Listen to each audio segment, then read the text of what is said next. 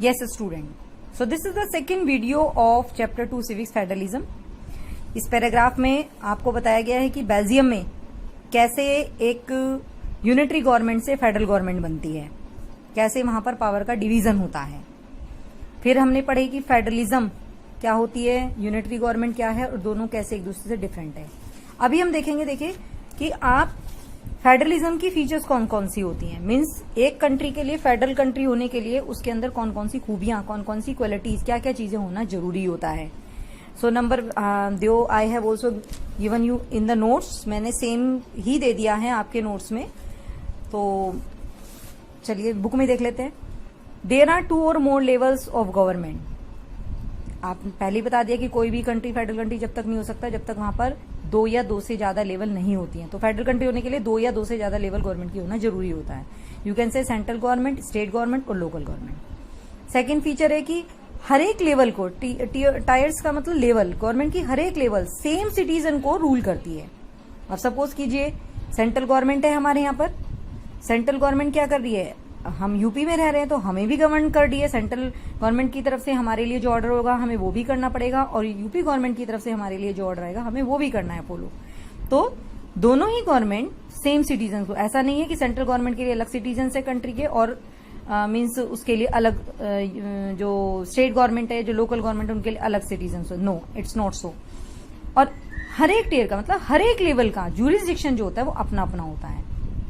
You can से जैसे central government का है तो सुप्रीम कोर्ट, और स्टेट गवर्नमेंट का हाई कोर्ट, और लोकल गवर्नमेंट का डिस्ट्रिक्ट कोर्ट या ग्राम पंचायत वगैरह जो कहते हैं. In specific matters of legislation, taxation and administration. मतलब लेजिस्लेशन में, लेजिस्लेशन मतलब कानूनी कार्रवाई कह सकते हैं आप, टैक्स लेने में, एडमिनिस्ट्रेशन सिस्टम में, तीनों ही लेवल का जो ज्यूरिसडिक्शन होता है. ज्यूरिसडिक्शन मतलब न्याय करने का, ज्यूरिसडिक्शन मतलब फैसले वगैरह करने का जो भी सिस्टम होता है अलग अलग होता है. The jurisdiction of the respective levels or tiers of government are specified in the constitution. और ये जो jurisdiction है मीन्स कोई भी जो स्टेप लेना है या किसी भी मैटर को अगर सॉल्व करना है तो वो सेंट्रल सुप्रीम कोर्ट के लिए, हाई कोर्ट के लिए या फिर जो डिस्ट्रिक्ट कोर्ट होती है उनके लिए जो भी रूल्स हैं वो कॉन्स्टिट्यूशन में स्पेसिफाइड होते हैं.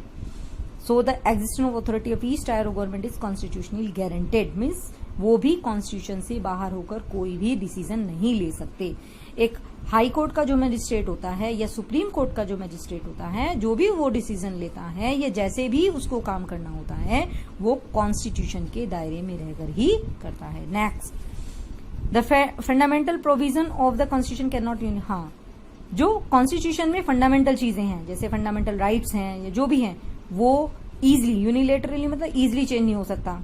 अगर कोई भी चेंजिंग करना है तो उसके लिए 1 लेवल ऑफ गवर्नमेंट, एक ही लेवल की, मतलब ऐसा नहीं है कि सेंट्रल गवर्नमेंट ही कोई डिसीजन ले लेगी, उसमें स्टेट गवर्नमेंट का इन्वॉल्वमेंट होना भी जरूरी है. तो दोनों ही लेवल का कंसेंट होगा तभी फंडामेंटल चेंजेस पॉसिबल है. नेक्स्ट है कि जो कोर्ट्स होती हैं, सुप्रीम कोर्ट या हाई कोर्ट वगैरह जो होती है वो डिफरेंट लेवल ऑफ गवर्नमेंट की पावर को एक्सप्लेन कर सकती है. मतलब कि कौन सी लेवल के पास कैसी पावर है, कैसे उनको वर्क करना है, केवल ये कोर्ट को ही राइट होता है. लेकिन जो हाईएस्ट कोर्ट होती है as an umpire, highest court का मतलब you can say the supreme court, वो क्या करती है, अगर सपोज कीजिए 2 स्टेट गवर्नमेंट के बीच में कोई भी कॉन्फ्लिक्ट है तो उसको सॉल्व कौन करेगा, उसको सॉल्व करेगी supreme court. Is it clear? कोई भी प्रॉब्लम आती है तो केवल जो जुडिशरी डिपार्टमेंट है वो ही इसका सोल्यूशन करता है. सोर्सेस रेवेन्यू जो होते हैं, सोर्सेस रेवेन्यू टैक्स वगैरह का है, जो अर्निंग है स्टेट गवर्नमेंट के, सेंट्रल गवर्नमेंट की, वो भी क्या होती है, फाइनेंशियल जो चीजें हैं वो अलग अलग लेवल पर स्पेसिफाइड है. मतलब स्टेट गवर्नमेंट किस तरीके के टैक्स लेगी, स्टेट गवर्नमेंट किस तरीके से मीन्स अपनी अर्निंग करेगी, या सेंट्रल गवर्नमेंट की कौन कैसे कैसे अर्निंग होगी, ये सब स्पेसिफाइड होता है, क्लियरली स्पेसिफाइड होता है कॉन्स्टिट्यूशन में, जिससे कि लोगों पर प्रेशर ना पड़े. ऐसा ना हो जैसे कि फ्रेंच रेवोल्यूशन में आपने पढ़ा था कि वहां पर क्या होता था, 3 सिस्टम होते थे, 3 स्टेट होती थी. फर्स्ट स्टेट चर्च पीपल की, सेकंड जो होती थी वो नोबल्स, सेकंड स्टेट जो क्या कहते हैं नोबल्स वगैरह की होती थी, तो थर्ड स्टेट और जो होती थी वो पीजेंट्स की होती थी. तो सारा जो टैक्स होता था उनको दोनों तरफ देना पड़ता था, दोनों एस्टेट को देना पड़ता था. तो इसीलिए सोर्सेज रेवेन्यू जो होते हैं वो भी क्लियरली स्पेसिफाइड होते हैं. और लास्ट है कि फेडरल सिस्टम जो फेडरल सिस्टम होते हैं उसका 2 ऑब्जेक्टिव हैं। This point is very important.